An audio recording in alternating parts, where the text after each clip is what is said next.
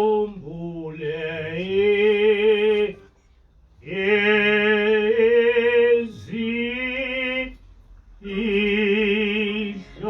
izihlobo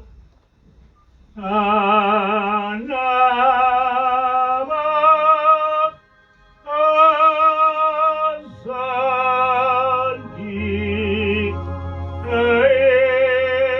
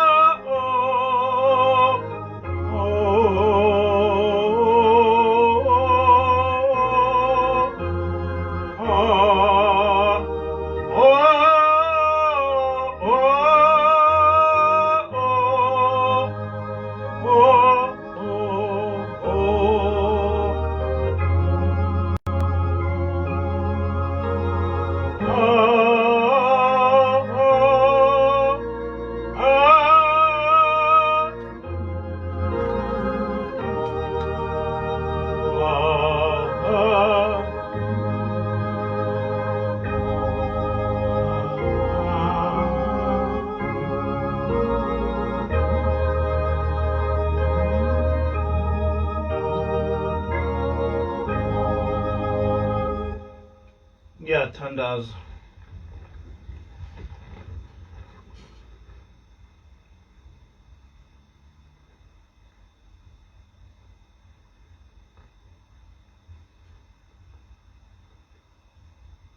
Amen.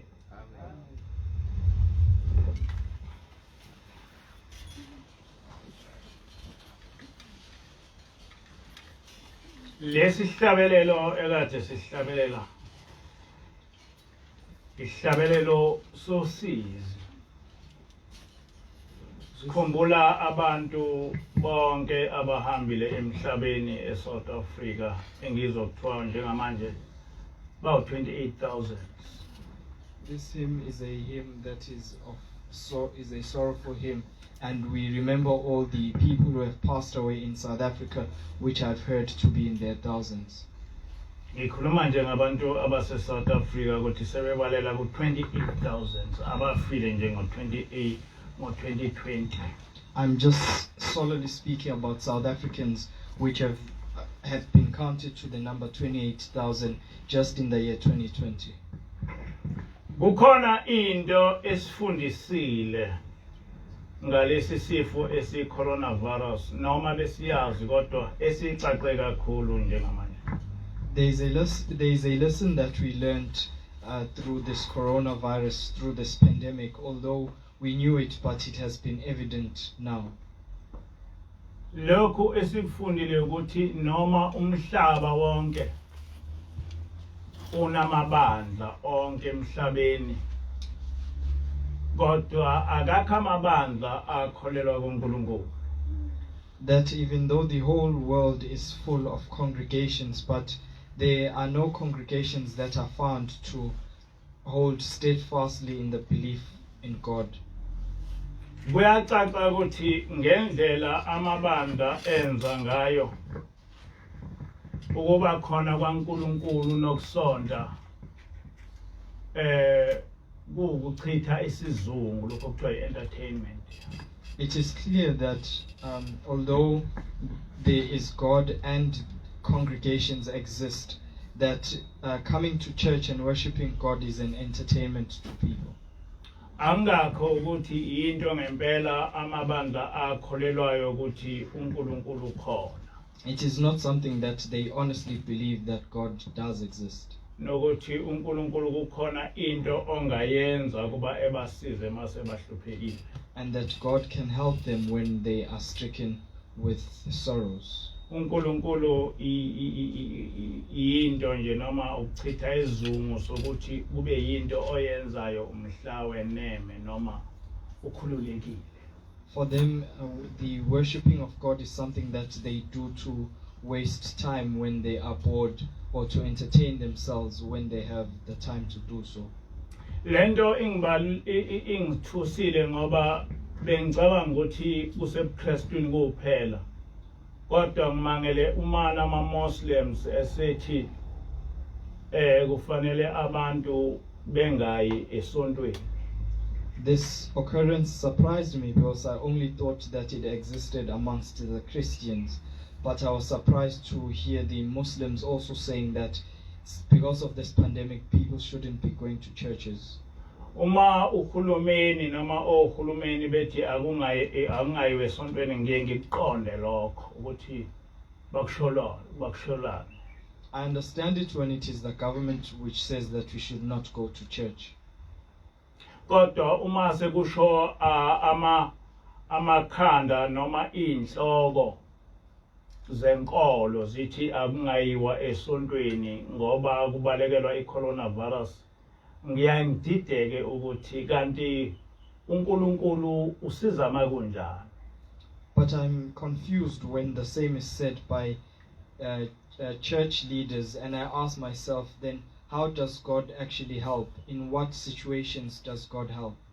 Ngabe uNkulunkulu ungenye yento kufanele ukuthi sibe kube umdlalo othile esiwenza mhla seneme, noma uNkulunkulu kufanele ebonakalise ukuba khona kwakhe mhla sihluphekile. And I ask myself, is God an entity which we should entertain ourselves with when we are bored, or should he show his might when we are stricken with poverty?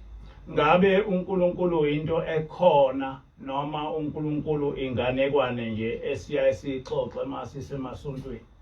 Does God really exist, or we just consider him to be a folklore that we recite when we are in churches? Uma ekhona uphi? Then if he does exist, then where is he? Athini amakholwa ngaye athi uphi? What do the congregants say about God? Where do they say he is? Bathi uNkulunkulu usiza makunjani? What do they say about God helping us in such situations? Ngamanye amazwi lokhu esikufunda eBhayibhelini ukuthi uNkulunkulu wahamba nabantwana bakwaIsrayeli akulona iqiniso. In other words, what we read in the Bible, that God journeyed with the children of Israel, is not something that is true. It is just a fairy tale. It is a folklore. Ukuthi uNkulunkulu uyehlukanisa ulwandle akusilona iqiniso, inganekwane nje esixoxa emasontweni. The fact that God separated the sea is just a folklore that we recite in churches. Lokhu ukuthi uNkulunkulu wahlisela abantwana bakwaIsrayeli mana iminyaka engamashumi ebondla kwinyama evela ezulwini, yonke leyo nto iyinto nje ekufanele siyixoxe emasontweni kodwa engekho.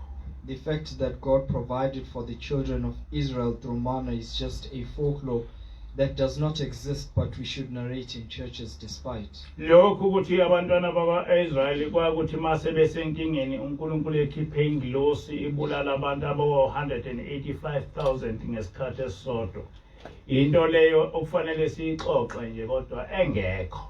The fact that God sent an angel to help the children of Israel when they were faced with troubles, and it killed or murdered 185,000 people, is something that we should just narrate, but it is a fabrication. Ukuthi uNkulunkulu ukhona ingona phakade into engekho indaba nje kufanele siyixoxe emabandleni. The fact that God exists till eternity is something that is not true.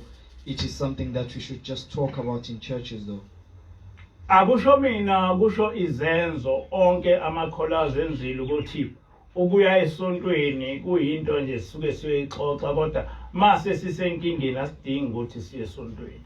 It is not something that I am saying, but the behavior and acting of the congregants says that going to church is something that we should do for entertainment.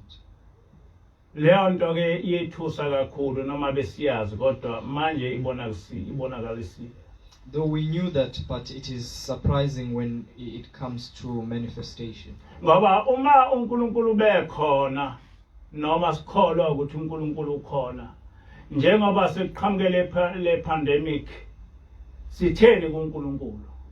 Because if we believed truly that God did exist, when this pandemic came, what did we say to God? Ashongo lutho. We said nothing. Okubalekile sikushoyo ilokho okusho uhulumeni nabeze science ukuthi sibe sigcina ama distance, sivale ngama mask, senze lokho nalokho, ikhona lokho esikwazi ukuthi kuzosiphilisa. What is important is that we keep repeating what the politicians and scientists saying when they say that we should wear our masks and keep our social distancing. And for us, that is what we believe will give us life. Into eshunyelwa emhlabeni ukuthi uma kufika i-vaccine iyona ezophilisa abantu. What is preached on the face of the earth is that when the vaccine comes, that will be the breakthrough. Kodwa akukhulunywa lutho ngoNkulunkulu. But nothing is said about God. Kokhulunywa ngoNkulunkulu uma ngabe i-coronavirus ingasekho. People will start talking about God when the coronavirus is no more or has passed. Ngoba ukukhuluma ngoNkulunkulu kuqhathaniswa noma kufaniswa ne-entertainment ukuthi hayi manje seningakhuluma ngoNkulunkulu niye emabholeni, hayi manje seningenza lokhu nalokhu. Kodwa uNkulunkulu akayona i-priority empilweni zethu kubantu bonke emhlabeni. Because speaking about God is equated to entertainment, and that is why we will return back to churches when soccer matches start, because people is not a priority on people. Ngelinye ilanga ngangakhuluma ukuthi emhlabeni wonke uNkulunkulu akekho, uNkulunkulu lapha endlini kuphela. I once spoke that God is not found in all of the face of the earth apart from this very building that we are gathered in. Abantu babecabanga ukuthi ngiyayisholo nje. And people thought that I was just saying that. Kodwa kuliqiniso. But it is true. uNkulunkulu emhlabeni akakhonzwa. God is not worshipped on the face of the earth. uNkulunkulu emhlabeni akathenjwa ukuthi ukhona. And people do not have the faith that God does exist. Kulabo kuphela endini lapha esasikhona ukuthi uNkulunkulu ukhona. It is just at this place where we gather in that we believe that God does exist. uNkulunkulu bantwana abayingcwele ukhona. God does exist. Lo uNkulunkulu owayekhona ngesikhathi ehamba nabantwana bakwaIsrael namanje usekhona. The God that journeyed with the children of Israel still exists. uNkulunkulu uyasindisa. God saves.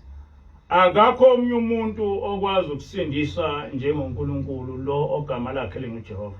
And nobody can save like Yahweh. uNkulunkulu futhi akawakhuluma amanga. And God does not speak lies. uNkulunkulu uhlala ekhuluma iqiniso. He is forever true. uNkulunkulu lo esimkhonzayo angeke umfanise nalutho. You cannot compare the God that we worship to anything. Ngiyazi ukuthi sekukhona abantu abathi bangoNkulunkulu. I'm aware that there are people who have titled themselves to be God. Kodwa nginganitshengisa ukuthi uzothi uphela lo nyaka ka2021 kube sekubonakala ukuthi uNkulunkulu yedwa. But I can promise you that at the end of this year, which is 2021, it will be evident that there is but one God. Uzothi uphela unyaka ka2021 kube sekukwaziwa umhlaba ukuthi uNkulunkulu uyasindisa. By the time that this year ends, everyone will know that God saves. Ekseni ngifunde incwadi kaIsaiah 59 verse 1 lapha uNkulunkulu echaza khona ukuthi angakho ukuthi uNkulunkulu mhlawumbe akaboni okwenzekayo noma akakuzwa okwenzekayo. In the morning I read the book of Isaiah chapter 59 verses 1, and I said that it is not that God does not see or hear what is going on. Kodwa izono zethu izona ezivala amehlo kaNkulunkulu, izona ezivala indlebe zikaNkulunkulu. But it is our iniquities which have separated us from the sight of God and from God to hear us. Uma kukhona into umhlaba ongayimisele kuyenza ukukhonza uNkulunkulu. If there is one thing that the world should start doing, it is to worship God. Kodwa ayimisele ukuthi yenze into eshiwo uNkulunkulu. But they must be willing to do but they are not willing to do what God is saying. Ngenxa yokuthi bayazi ukuthi abamkhonza uNkulunkulu, uma sekuvela izinto ezinjengalezi bavele bethalalise benze sengathi akekho. But because they know that they do not worship God, when such things occur, they hide away and pretend as if God does not exist. Isaiah 46 verse 5 nanga amazwi kaNkulunkulu. In the book of Isaiah, chapter 46, verses 5, these are the words of God. Niyakungifanisa ningilinganise nobani? With whom will you compare me or count me equal? Ningiqhathanise nobani ukuba sifane na? To whom will you liken me that we may be compared? Leli ivangeli esilishumayelile lokhu saqala sishumayele ivangeli lokuthi uNkulunkulu angeke umqhathanise namuntu, uNkulunkulu ngeke umfanise namuntu. Since we started preaching, we have been proclaiming that you cannot compare God to anyone and you cannot liken God to anything. Abanye abantu ke bese bezakhele uNkulunkulu babo base bayasithuka. And people who had erected their own gods started insulting us. Kodwa kuzothi kuphela lonyaka kube sekucaca ukuthi onkulunkulu bangaki la emhlabeni. But before this year ends, people will know how many gods there are. Uthi ke uJehova ningesabi ukusolwa ngabantu. And God says, do not be fearful of being do not be fearful of people putting you into question. Ningapheli amandla ngezithuko zabo. And do not worry about their insults. Ngokuba inundo iyakubadla njengengubo. For worms will consume them like the garments. Nebhulu ibadle njengoboya bezimvu. And worms will consume them like the skin of sheep. Kodwa ukulunga kwami kuyakuma kuze kube phakade. But my righteousness shall be forever.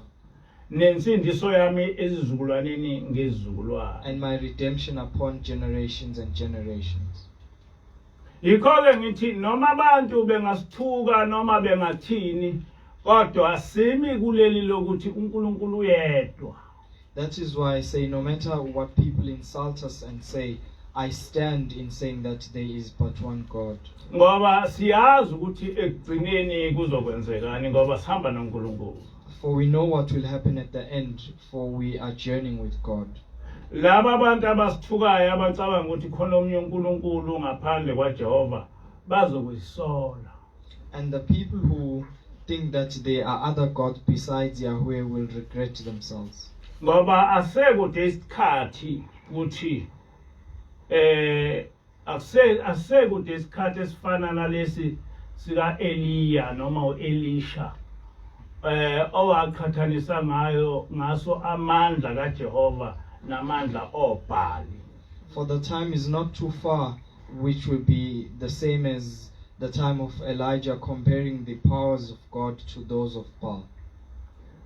Njoba ngisho kuzothi kuphela unyaka kube sekucaca ukuthi ubani uNkulunkulu ongafiki, ubani uNkulunkulu onamandla onke.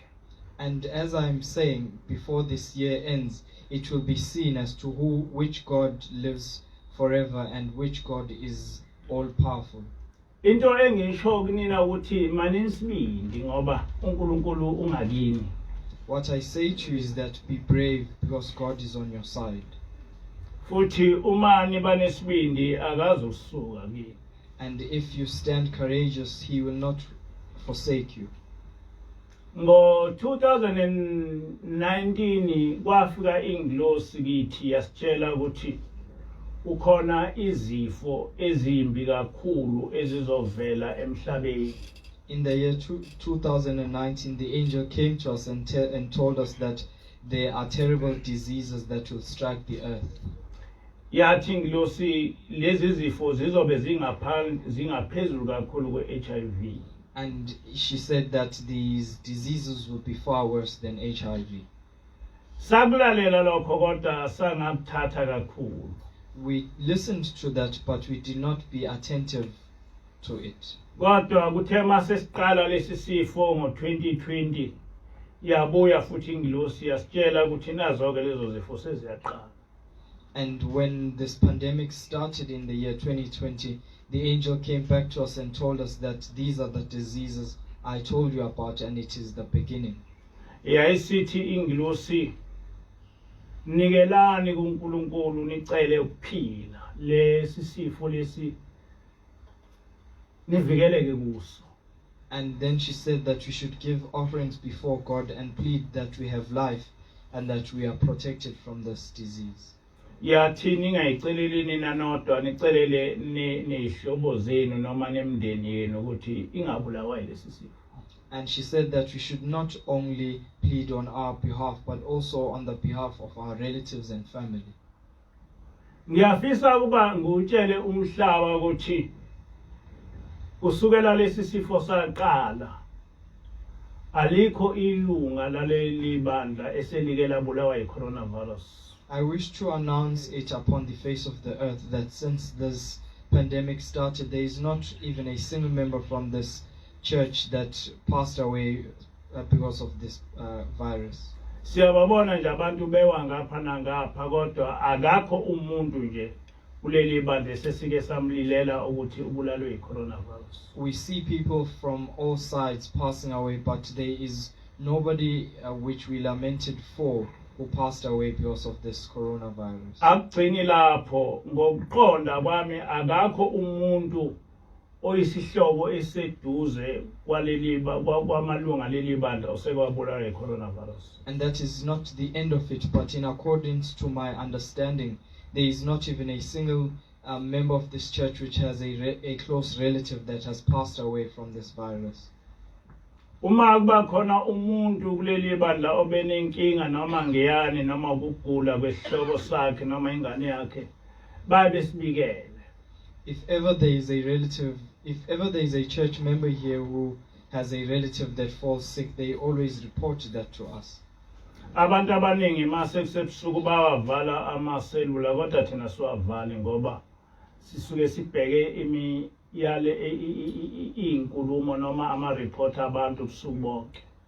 Though many people shut down their phones during the night, we do not do that because we are always vigilant to get reports from people. Ngoba sabekwa ukuthi sinibheke.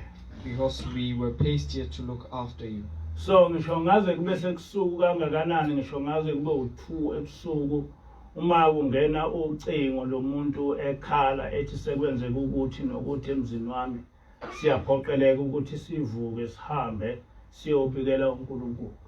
So even if it is during midnight or 2 o'clock in the morning, whenever somebody gives us a call and says that something terrible has happened in their household, we are compelled to wake up and report that to God.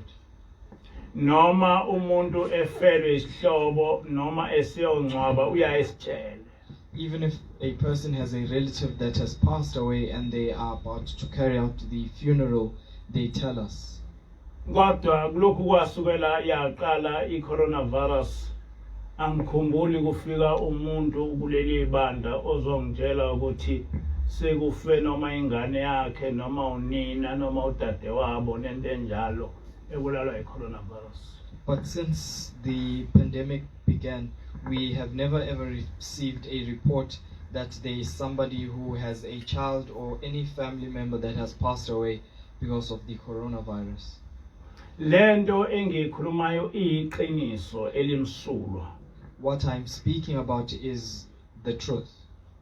Futhi lokhu ukuthi singafi sibulalwa yi-coronavirus nokuthi singabanazi ihlobo eseduze kwethu ebulalwa yi-coronavirus into esayicela uNkulunkulu wasinika yona. And the fact that we have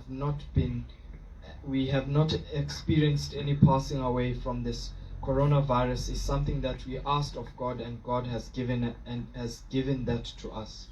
Ingilosi yaseluleka ukuthi kasicele ukuphila sicele nokuthi ihlobo eseduze kwethu ziphile i-coronavirus ingasibulali. The angel advised us that we should ask from God that we are protected from the coronavirus and our relatives likewise, so that we are not killed by it. Isike yafika ingilosi kulezi insuku yazokhuluma ngaleyo.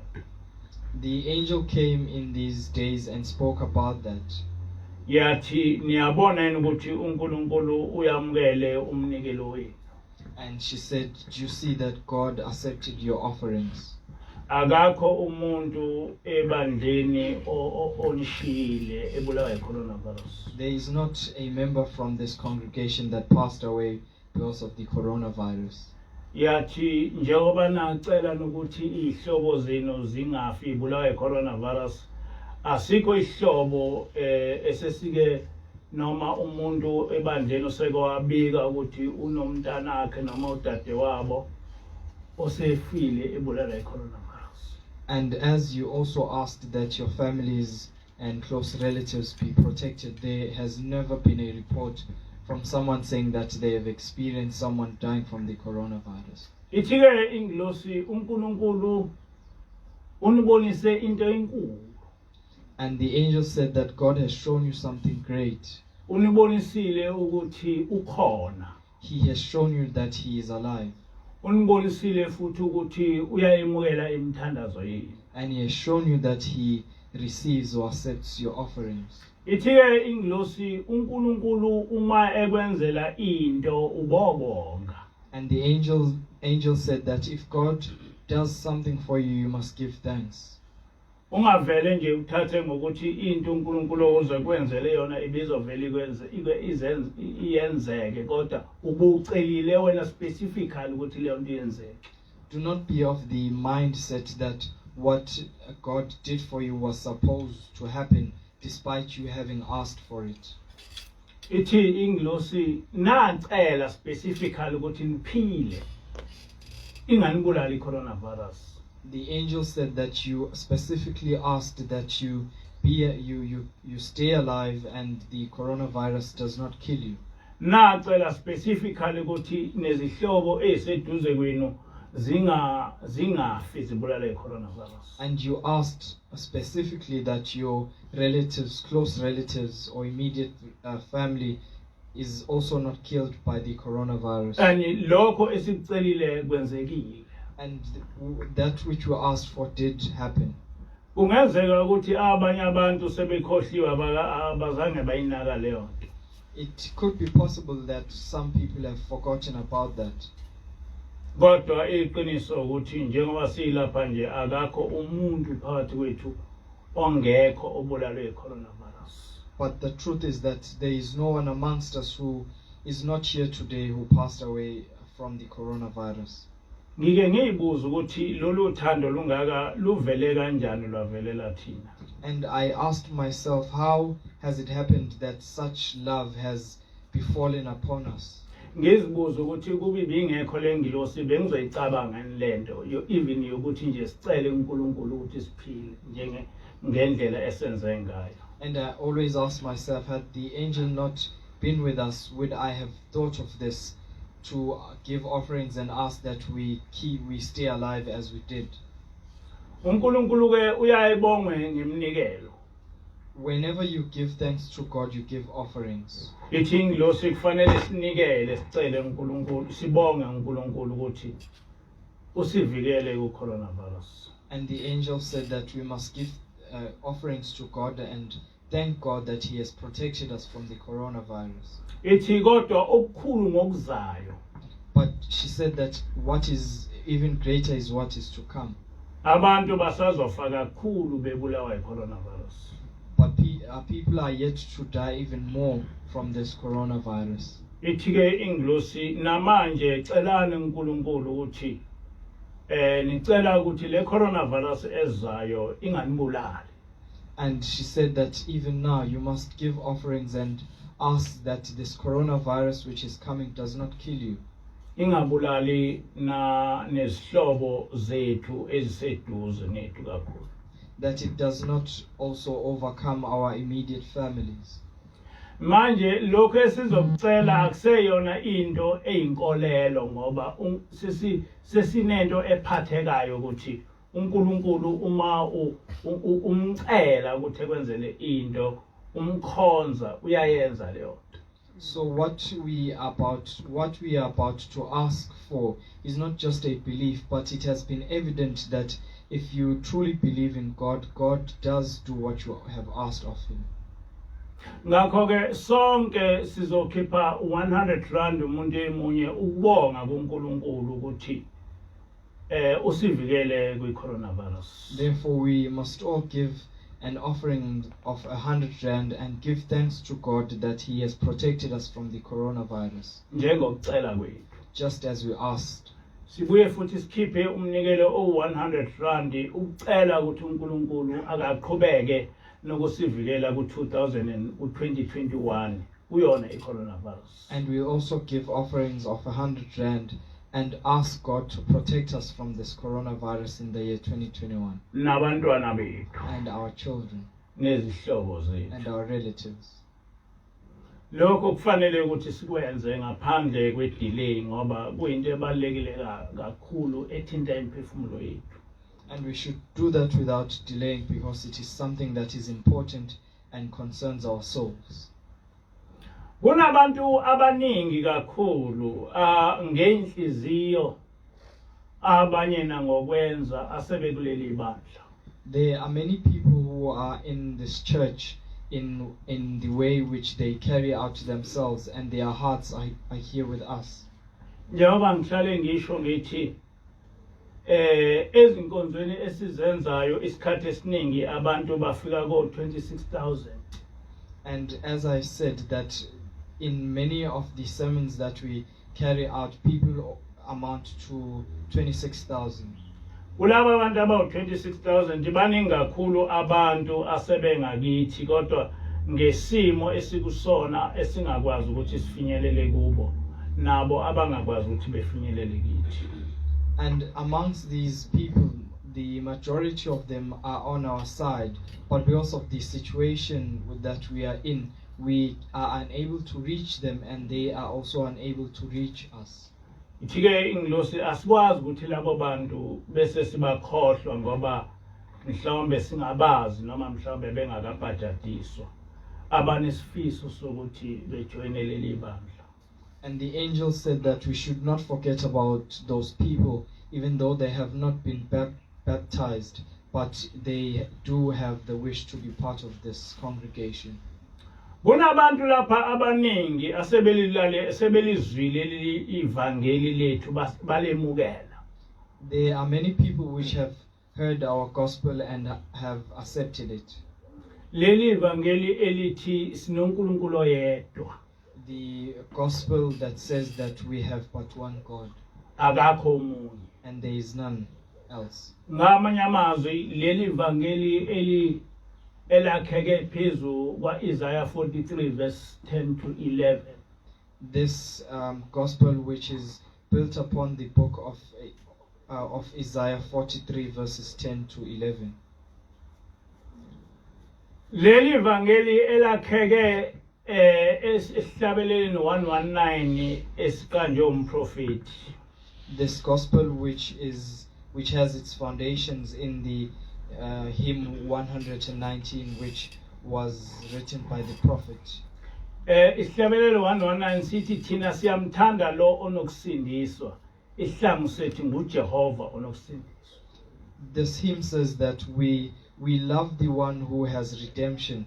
Our shield is Yahweh, which has redemption.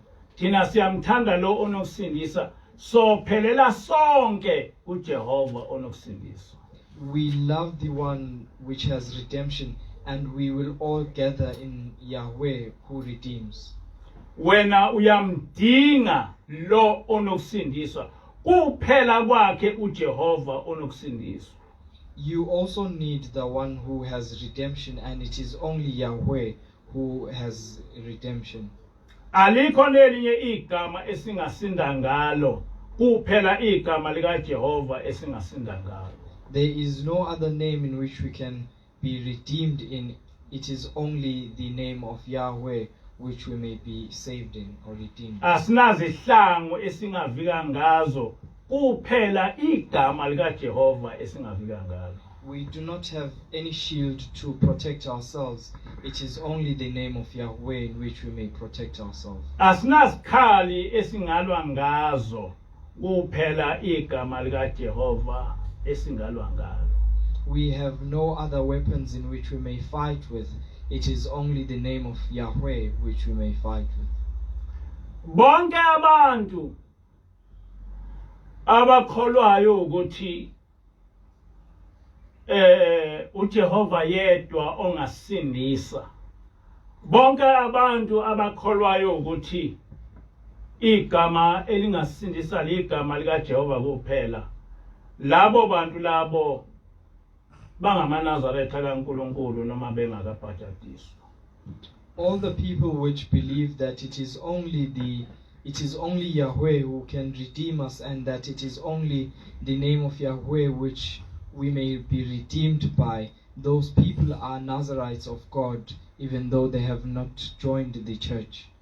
Angeke sifise ukuthi uma ngabe uJehova esephakathi kwethu esisindisa nabo bona bengasindiswa. We do not wish that when God comes amongst us to save us, that they are not part of the people who are going to be saved. Ingelosi ikhulumile ngalabo bantu. The angel also spoke about those people. Kodwa ukuze uhambe nathi ukhona into okufanele uyenze. But in order for you to partake with us, there is something that you must do. Uthi ushembe kwesinye isihlabelelo wena uyathanda ukusilandela lapha siyakhona. Uboqale uthenge isibindi sokuya lapho esiyakhona. In one of the hymns, Shembe says, would you like to follow us where we are headed to, or to our destination? You must firstly be courageous, buy courage for where we are destined to go. Ngakho ke kulabo abantu abathanda ukusilandela kulenkolo yethu kuzofanele ukuba bebe nophawu luka Jehova. Therefore, all the people who would like to partake in our congregation or in our faith system should have the sign or the symbol which represents Yahweh. Ngoba njengamanje sekunonkulunkulu abaningi abathi nabo bayasindisa. Because there are currently many other gods which claim to redeem. Kodwa abantu abazosindiswa ilo nkulunkulu ophakathi kwethu okokuqala kufanele bebe nophawu. But people who are going to be redeemed or saved by the God which is amongst us must firstly have the sign. Yikho ngithena uyothi kuphela lonyaka kube kubonakala ukuthi ubani uNkulunkulu ngampela and who is fake God.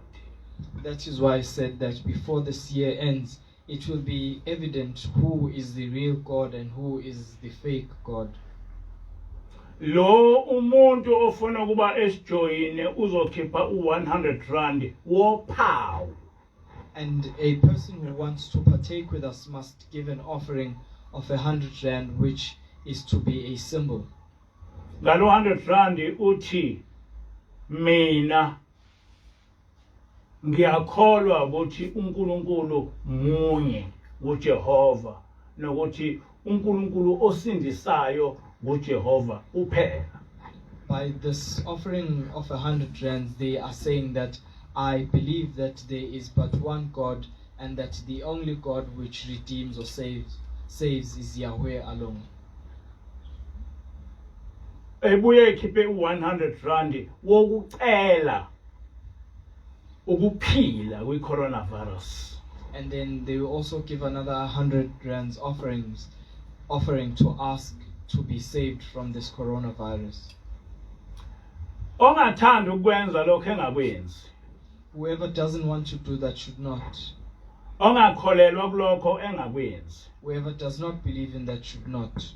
Kodwa ofuna ukwenza nokholelwa ukwenze ukuthi ekwenze futhi ekwenze masinya ngoba asazi ukuthi i-coronavirus ibhekiphi. But whoever wishes to do that or has the belief in what I'm saying should not delay in doing that, because we do not know where this coronavirus is headed. Umuntu noma ngabe ungumKristu noma ngabe ungumNazaretha uma engekho kuleli bandla uzokwenza lento akade ngichaza manje. Whether someone is a Christian or a Nazarite and they are not part of this congregation will they will do what I just explained. Ngoba maningi amaNazaretha asebona ukuthi ayadukiswa. Because there are many Nazarites which have seen that they are being sent astray. Maningi amaKristu abona ukuthi le ndlela abahamba ngayo akuyona. And there are many Christians who can now realize that the path which they have taken is not the truth.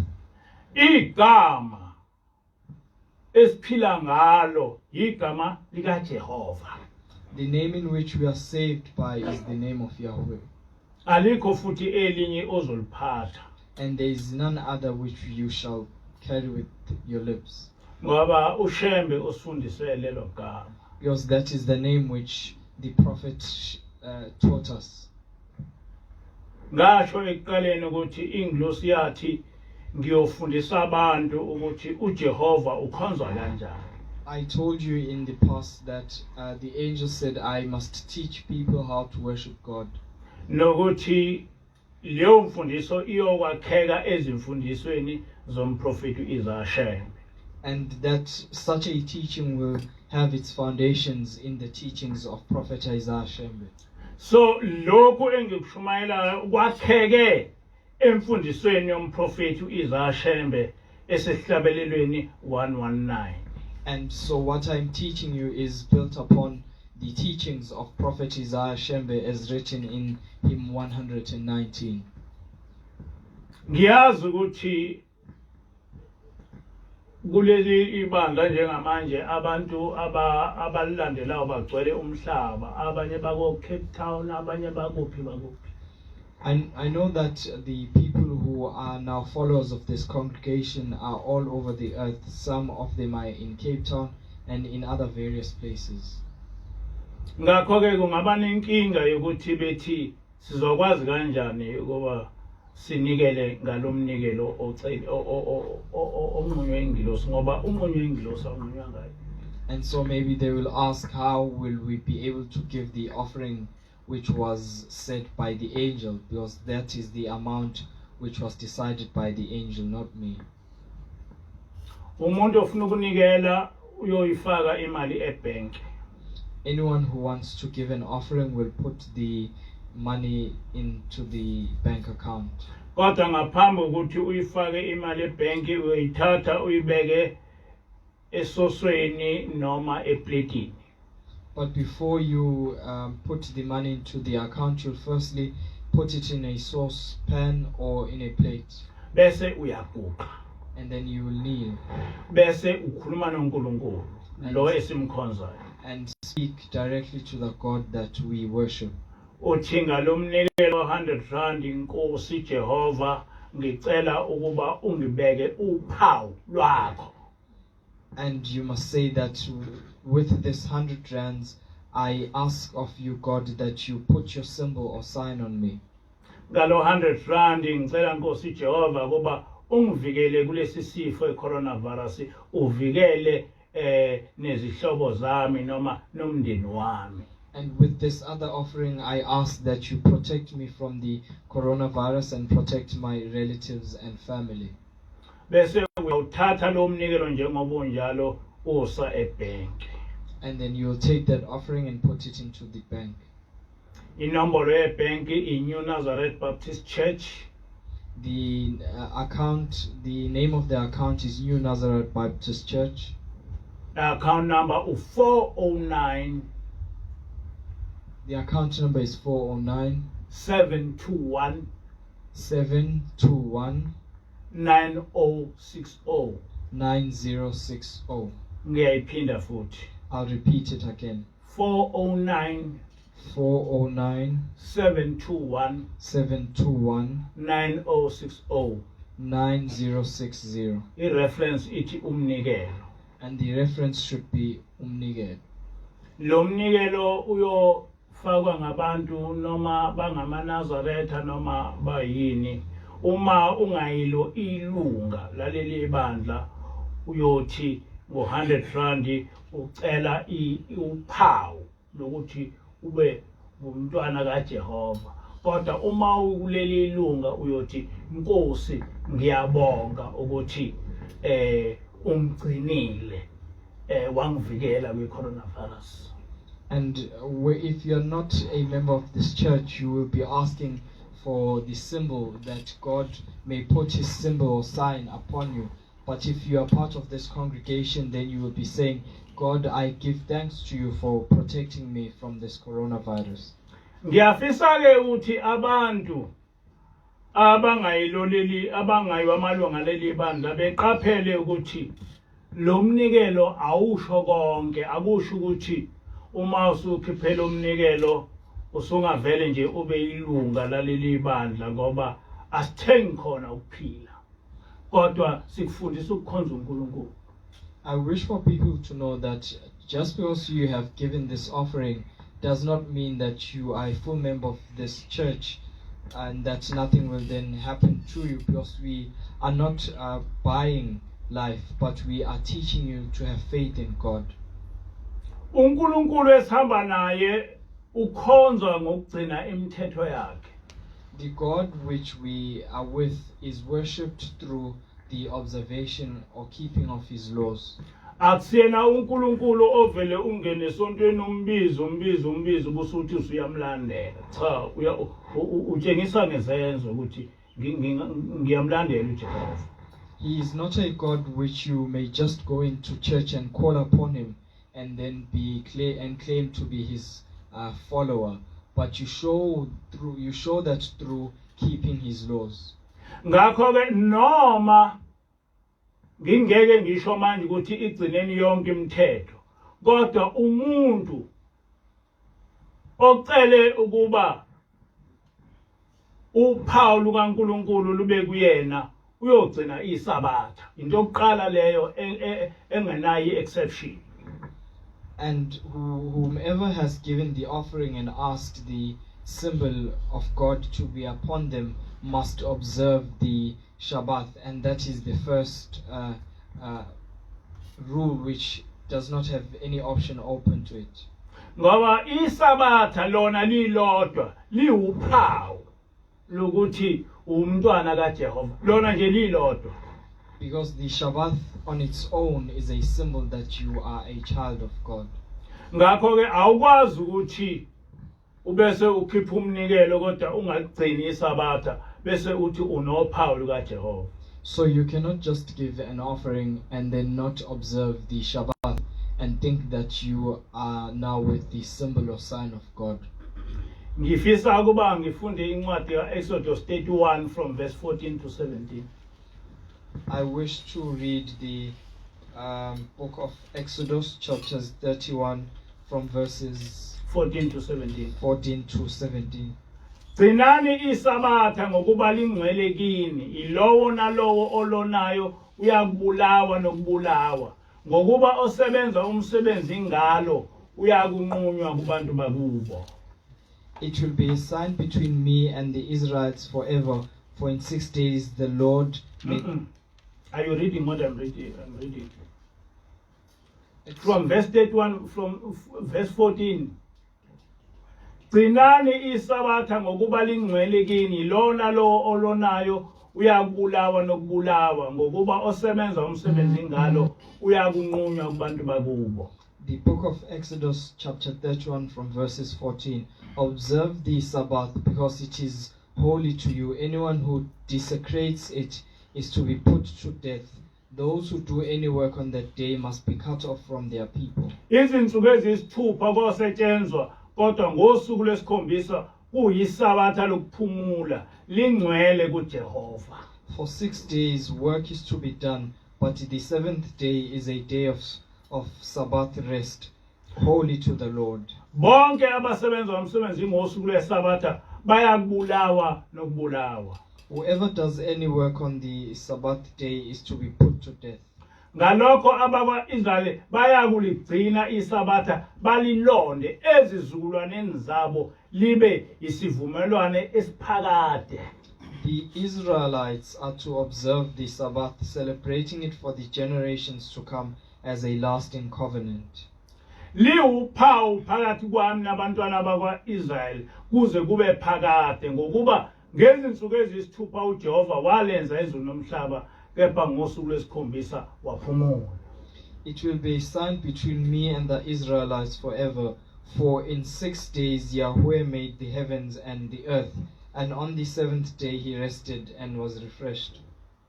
Ngakho ke njengoba uNkulunkulu esho usuku lweSabatha liwuphawu phakathi kwethu njengabantwana bakwaIsrayeli noNkulunkulu.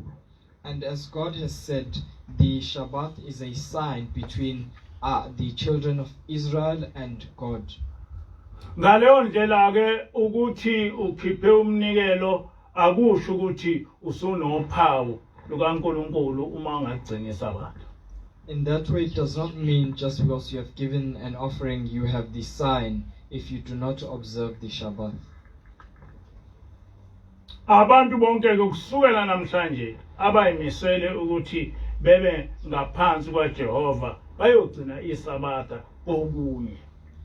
And the people who are serious about being under the authority of Yahweh will observe the Shabbat amongst many other laws. Kodwa futhi bekufunde ukugcina yonke imithetho kaNkulunkulu. Ungathi usuthathe isivumelwane nophawu lukaNkulunkulu kusuwenza izinto ezisinengiso kuNkulunkulu. So they must also learn to observe the other laws of God or decrees of God. Do not take on the covenant and then go on to do things that are detestable to God. Ngoba uzothi ma kufika ingilosi zikufica usuwenza izinto ezisinengiso bese zingakuvikeli kule coronavirus bese uthwe naye okusho ukuthi uNkulunkulu akanawo amandla kanti inkinga ikuwe. Because when the angels come, they might witness you doing these detestable acts, and then you go on to say that it means that God does not have the might to save, yet the problem is with you. uNkulunkulu seshilo ukuthi angakho ukuthi akaboni futhi angakho ukuthi akezwa angakho ukuthi akanawo amandla okusindisa kodwa izono zethu ezenza ukuthi engakwazi ukuba esindise. Because God has said that it is not because he cannot save and that he cannot see or hear, but it is our iniquities which stop him from saving us. Ngalokhu sinifundisa ukuthi leli ivangeli egcwele emhlabeni elenza sengathi uNkulunkulu akekho. uNkulunkulu sizomqala ukumazi kuleli bandla ukuthi ukhona. And by this we are teaching you that this gospel which is being preached upon the earth, that God does not exist, will be shown to be false, and it will start off from this church. Njengoba sisho sithi thina sesibonile ukuthi uNkulunkulu usindisile. Baningi abasazobona ukuthi uNkulunkulu uyasindisa ngaphandle kwevaccine. And as I've said, we have witnessed that God does save, and there are many others which will witness the same, that God can save despite the vaccine.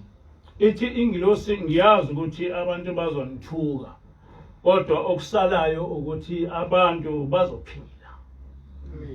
The angel said that I know that people will swear at you and insult you, but what is truth is that people will live. Ize yathi ngiyazi ukuthi bazonibiza ngobashiri kodwa okusalayo ukuthi abantu bazophila abazokwenza lento esithi abayenza. And she said that I know that they will refer to you as Pushiris, but what is true is that people will live. So ke abantu abafuna ukuba bebuyele kuJehova abangasho ngomlomo akubonakale ukuthi ngempela bafuna ukubuyela kuJehova. So people who want to go back to God should not just say that by word of mouth, but it must be seen that they want to go back to God. Abantu abakholela ukuthi linye igama elisindisayo igama likaJehova ababonakale ngesenzo ukuthi bakholelwa yilokho. And people who say that there is but one name which saves must be seen through acts, and that is how we will know. Laba abanye uNkulunkulu sizoke sibabone ukuthi bazokwenza njani. And those that have other gods, we shall see what they will do. Ngoba owethu uNkulunkulu uzosindisa. Because our God will save us. Zobona ke bona ukuthi nalabo uNkulunkulu bazolukhuza ni bazoncintisana noNkulunkulu ekubeni uNkulunkulu. And we will see if their God will be able to compete with our God in his godliness. Lo nyaka akuwona unyaka kuba sithukane. This is not a year for us to keep on insulting each other. Akuwona unyaka kuba solane. It is not a year in which we should be reprimanding each other. Kodwa unyaka ukuthi abantu bebone ukuthi uNkulunkulu uphi. But it is a year which we must show people as to where God is. Ngithi mina uNkulunkulu sihamba naye. I say to you that we are journeying with God, we walk with God. Angusho lokho emotionally kodwa ngisho ngoba kuyiqiniso. And I do not say that out of emotions, but I say that because it is the truth. Abanye ke abathi lo uNkulunkulu esihamba naye onguJehova ukhona uNkulunkulu abalingana naye sizobona ke ngo2021.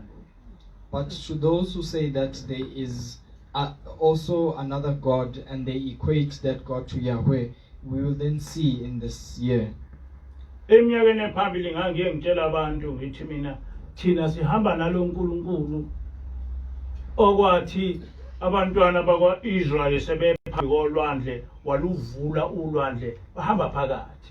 And in the years that have passed by, I would always tell people that we are walking or journeying with the God who parted the sea when the children of Israel were caught between a rock and a hard place.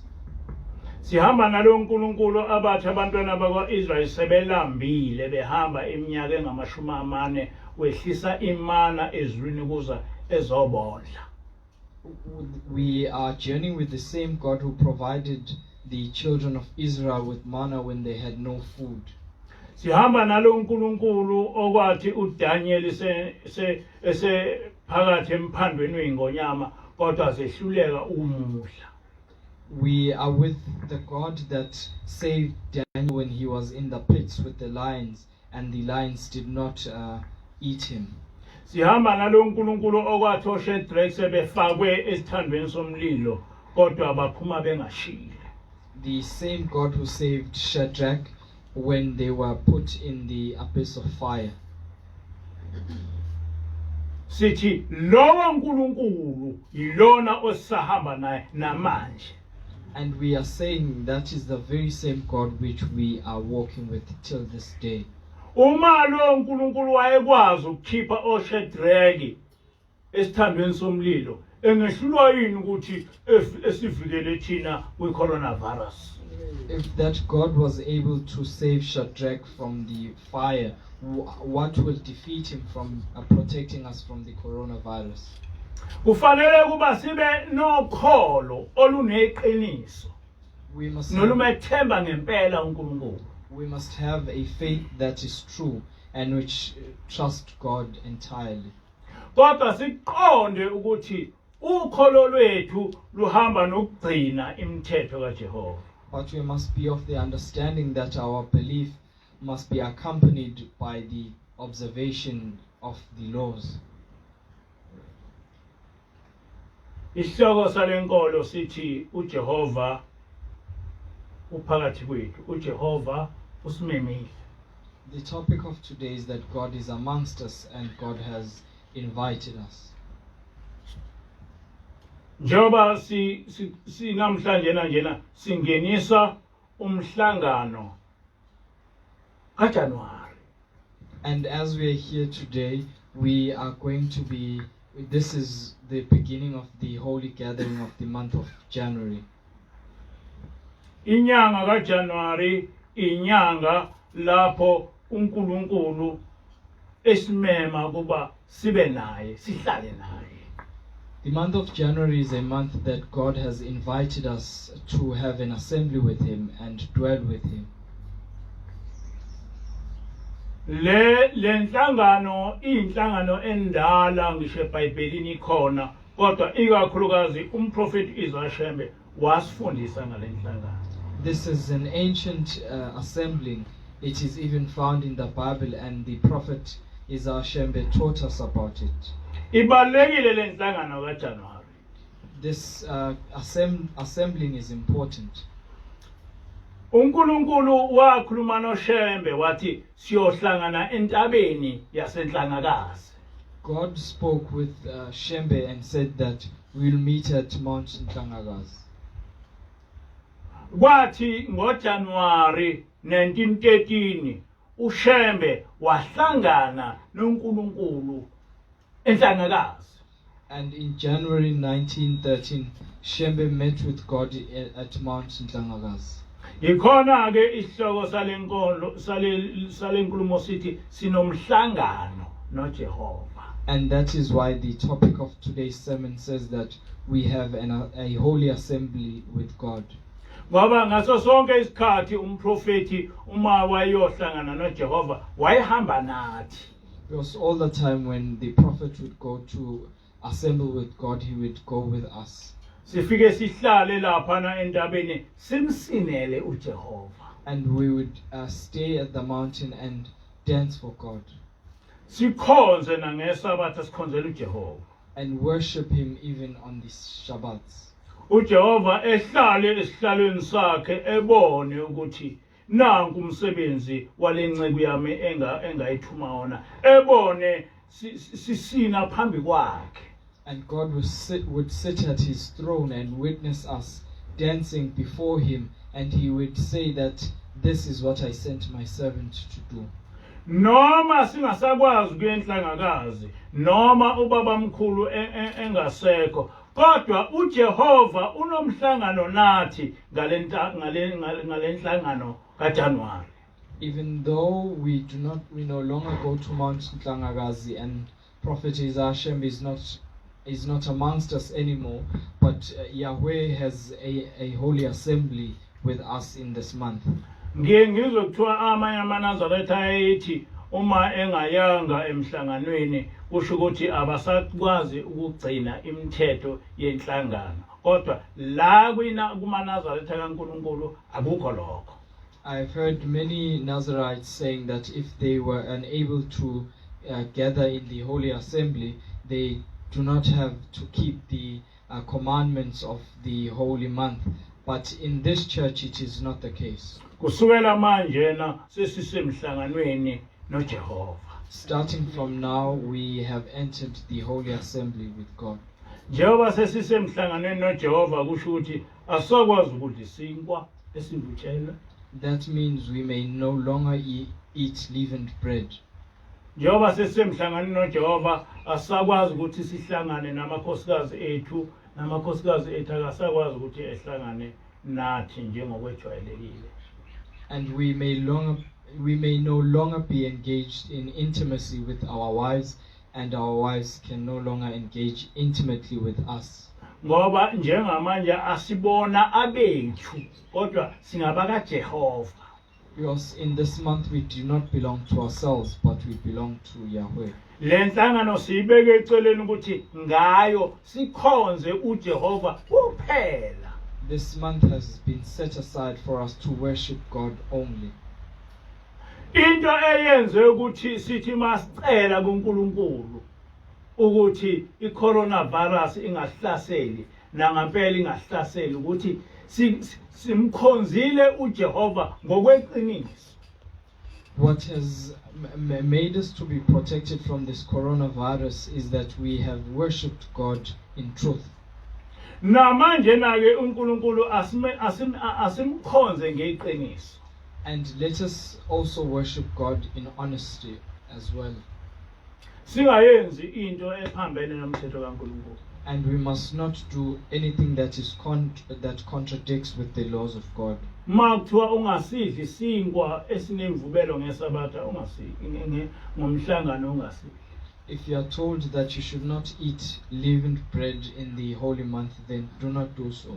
Uma kuthiwa ungahlangani nomkakho ngenhlangano ungakwenzi lokho. If you are told that you should not engage in intimacy with your wife, do not do that. Ingilosi yasichazela kabanzi ukuthi ukwephula lemithetho kuyingozi kangakanani kithi nasempilweni yethu nasezizukulwaneni zethu ngokuthi njena kuthi umhlangano uhlangane nonkosikazi wakho. The angel explicitly explained to us the dangers of engaging in intimacy during the holy month, and that danger is not only faced by us, but it also befalls on our generations. Asibona abantu bakulomhlaba abantwana basePhakameni. We do not belong of this world, children of Ephakameni. Singabantu bakulomhlaba ngoba senyameni. We are people of this earth because we are in the flesh. Kodwa simele izulu. But we are the ambassadors of heaven. Impilo esiphilayo impilo yezulu. The life that which we live is a life that is divine. Ngathi abantu abaningi bayosinda. Through us many people will be saved. Kodwa ngiyafisa ukuthi ngeluleke abantu abazihlobo zethu. But I wish to advise our relatives. Ungahambi uyokwenza into engasile wedelela uNkulunkulu ngoba wazi ukuthi umama wakho noma ubaba wakho noma ubhuti wakho uyilunga laleli bandla. Do not go and do something that is detestable in the knowledge that your mother, father, or your brother is a member of this congregation. Busocabanga ukuthi ngoba ngithi uNkulunkulu uvikele thina wavikela nezihlobo zethu kohlale kubanjalo. And think that just because I've said that God has saved us and our family members, it will always be like that. uNkulunkulu wenza into oyithandayo ngesikhathi sakhe futhi akukho umuntu ongambuza. God does what he wants in his own time, and there is nobody who can question him. And uNkulunkulu ungambekeli condition. And do not place conditions for God. Shadrach bathi uNkulunkulu wethu uzosivikela kulesi sithando somlilo. Shadrach said that, and his brethren said that our God will save us from this fire. Basebeqhubeka bethi kodwa noma engasivikelanga angeke thina sisikhonze isithixo.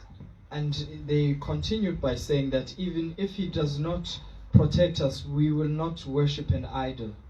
Ngisho the same words ezasho ngoShadrach namhlanje.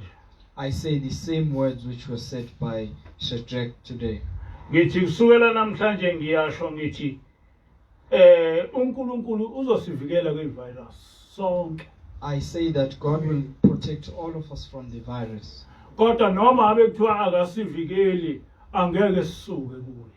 And even if he does not protect us, we will not forsake him. Futhi ngeke simjezise. And we will not punish God. Kodwa siyacela uNkulunkulu ukuthi ngathi ewubonise umhlaba ukuthi ukhona. But I ask of God that through us he must show the world that he exists. Umhlaba wonke uyamphika. The whole world currently denies him. Wonke. The whole world. Onke amabandla. All churches. Ngisho abafundisi abakhulu abakhuluma lutho ngoNkulunkulu. Even great priests are saying nothing about God. Basitshela nje ngovaccine. They are telling us about vaccines. Besitshele ngalokhu. And many other things. Kodwa abasitsheli lutho ukuthi lo uNkulunkulu esimyela esontweni uzosindisa kulokhu kufa. Abasho lutho ngalokho. But they are not telling us that the God which we worship will save us. Lokho kuchaza ukuthi kumabandla onke uNkulunkulu uNkulunkulu wokuchitha isizungu. That means that to all the congregations, God is just an entity for entertainment. Uma isizwe sesisenkingeni, hayi uNkulunkulu ubekwe eceleni. When the nation is faced with troubles, God is set aside. Ngoba vele uyinto yokuchitha isizungu, into engekho. Because he is something that does not exist and is only there to entertain us through our boredom. Sicela ke ukuthi uNkulunkulu asebenzise thina ukubonisa umhlaba ukuthi uNkulunkulu khona. We ask of God to use us to show the world that he is alive. Ukuthi uNkulunkulu uyakwazi ukusindisa. That God is able to save. ukuthi uNkulunkulu akafani namuntu, that he is not comparable to anyone, ukuthi uNkulunkulu nale coronavirus engayiqeda nje kalula, that he can also put an end to this coronavirus easily. kodwa uNkulunkulu akazukwenza lokho kubantu abangakholiwe, But God will not do that for people who do not have the faith, ngoba uNkulunkulu akancengeki lutho kumuntu naye ongamkhonzi. because God requires nothing from a person who does not worship him. Uthi uShembe uNkulunkulu uyise wabamkhonzayo. The prophet says that God is the father of those who worship him. Ngakho ke sithi thina uNkulunkulu noma singekho perfect, kodwa Nkosi singabantu abakhonzayo. So we say to God, though we are not perfect, but we are a people who worship him. Singabantu abatshela abantu ngawe. We are a people who tell people about you. Singabantu abakwesabayo. We are a people that fear you. Ngakho ke siyacela Nkosi ukuthi ngathi utshengise umhlaba ukuthi ukhona. So we ask of you, God, that through us you show the whole world that you live. Lokho ukwenze ngokuthi usivikele kwi-coronavirus. And do that through saving us from this coronavirus. Uvikele nezihlobo zethu eseduze kwethu kwi-coronavirus. And protect our relatives and our immediate families from the coronavirus. Siyacela ukuthi lokho okwenzile ngo-2020 ukuthi kungazange kwaba khona ngisho elilodwa ilunga lethu elike lakhala likhala ngoba uhamba ihlobo salo noma likhala ngoba kwenze njani ukuhlangene ne-coronavirus, uphinde kungababikho isililo kuleli bandla esidalwe i-coronavirus. That as in the year 2020 we did not witness any member of our congregation weeping on behalf of their family member who passed away from the coronavirus. May the same happen in this year, that we do not lament because of this coronavirus. Siyakwazi ukuthi uNkulunkulu uzokwenza lokho. We know that God will do that, Ngoba siyamethemba lo Nkulunkulu. for we trust this God. Thina sihamba noNkulunkulu ophilayo.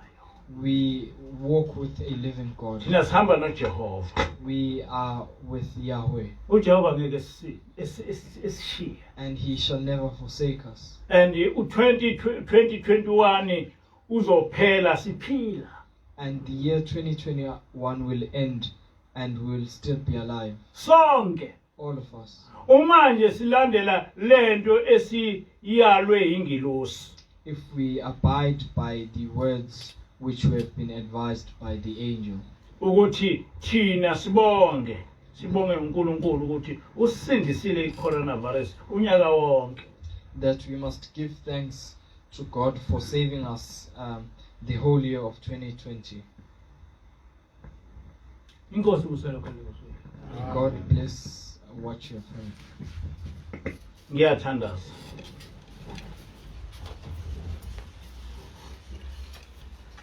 uNkulunkulu wasekuphakameni. uNkulunkulu kaShembe. Siyabonga Nkosi ukuthi unyaka wonke ka-2021 ka-2020 sithema siza kuwe sizonikela. Sizocela ukuthi usivikele inkosi le-coronavirus.